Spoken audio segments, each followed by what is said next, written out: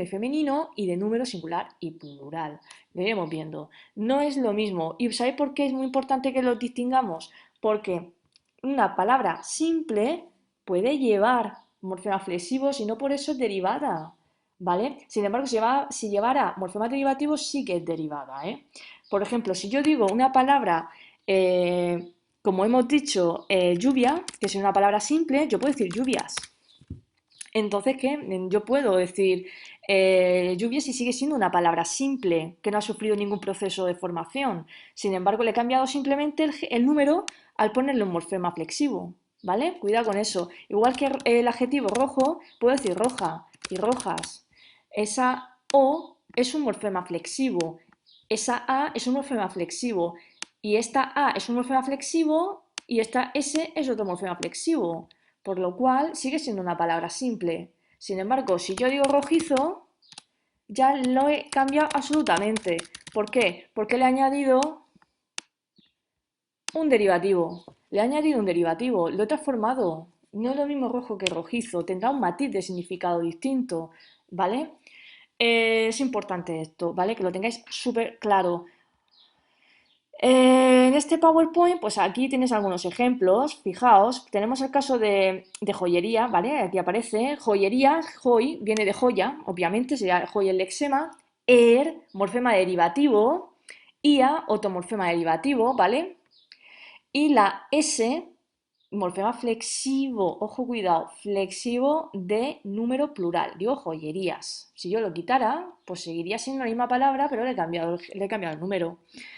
Bien, eh, esto es otra cosa que tenéis que tener en cuenta. Una vez que hemos visto qué son los morfemas, que son esas particulitas, esas letritas que yo le añado una palabra simple para formar o para flexionar, en función de su posición con respecto al lexema o raíz, se llamará prefijo si va delante del lexema, sufijos si van detrás del lexema e infijos, que no son muy frecuentes, se aparecen entre el lexema y el sufijo, ¿vale? Lo veremos poco a poco. Esto a menos que os familiaricéis con con las palabras básicas. Palabras compuestas, ya lo hemos dicho, sustantivo más sustantivo, una coliflor. Un adjetivo más un adjetivo, agridulce. Un sustantivo más un adjetivo, bajo relieve, boquiabierto.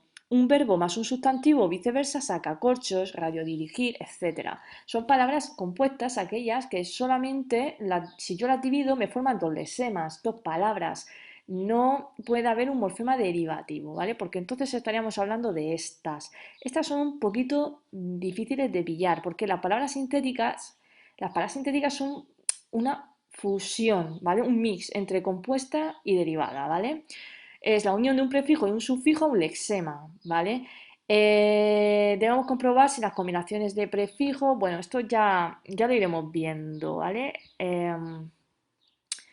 Bueno, los ejercicios que ha subido David, pues está muy bien esta hoja porque fijaos, aquí os da un listado que es muy interesante, que le echéis un ojo, no hace falta que lo sepáis de memoria, ¿vale? No os asustéis, pero al menos que os familiaricéis un poquito con esto de los prefijos. Los prefijos es lo que dice, los prefijos, la diferencia de un prefijo y un sufijo, pues está un poco en el significado. A ver, nosotros formamos en español, ¿vale? Es una tendencia lingüística, ¿no? De las lenguas por sufijos, por su fijación. Pero también hay prefijos, ¿por qué? Porque nuestra lengua viene del griego y del latín. Y si os fijáis, son todo palabrejas de estas clásicas, de estas del griego. Por ejemplo, anfi, que significa dos o doble, ambi, archi, auto, bi, ¿vale? Contra, epi también, que viene del griego, epidermis, todo esto del griego, extra, que viene del latín, hemi, que viene del griego, que significa mitad, hemisferio, hemiciclo, hemiplegia, hetero, que significa, creo que viene del griego, heterogéneo, ¿no? Significa diferente, hipo viene del griego, intra, inter, todo esto viene del latín, es decir, son prefijos cultos, son como palabras de partículas del latín o del griego que nos han formado palabras, que nos han formado nuevas palabras, ¿vale? Tenéis aquí un listado, no hace falta que lo estudiéis de memoria, de verdad, no os asustéis, simplemente que os suenen.